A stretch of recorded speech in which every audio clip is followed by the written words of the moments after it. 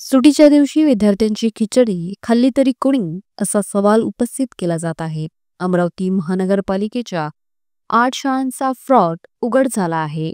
प्रधानमंत्री पोषण शक्ती निर्माण योजनेअंतर्गत अमरावती महानगरपालिका हद्दीतील शाळांना खिचडी वाटप करण्यात येते. शाळा व्यवस्थापन समितीमार्फत महिला बचत गटांकडून खिचडी वाटप करण्यात येते. मात्र सुट्टीच्या दिवशीही विद्यार्थ्यांनी खिचडी खाल्ली अशी कबुली खुद्द मुख्याध्यापकांनी पोर्टलवर सादर केलेल्या माहितीनुसार समोर आली आहे. अमरावती महानगरपालिकेच्या 8 शाळांमधून हा प्रकार समोर आलेला असून सुट्टीच्या दिवशी खिचडी कुणी खाल्ली असा सवाल उपस्थित केला जात आहे. त्यामुळे शिक्षण अधिकाऱ्यांनी मुख्याध्यापकांना कारणे दाखवा नोटीस बजावलेली आहे. राज्य शिक्षण संचालक शरद गोसावी यांनी या प्रकरणात संताप व्यक्त केलेला आहे. एवढेच नव्हे तर शाळांनी केलेल्या नोंदणीच्या आधारे शाळेचे इंधन, भाजीपाल्याचे देयक ऑनलाईन पद्धतीने जनरेट करण्यात येत असून शाळेच्या खात्यांवर हे अनुदान वर्ग केले जाते. परंतु बहुतांश शाळांनी शासकीय सुट्टीच्या दिवशी विद्यार्थ्यांनी आहार घेतल्याची नोंद पोर्टलवर केल्याची दिसून आले.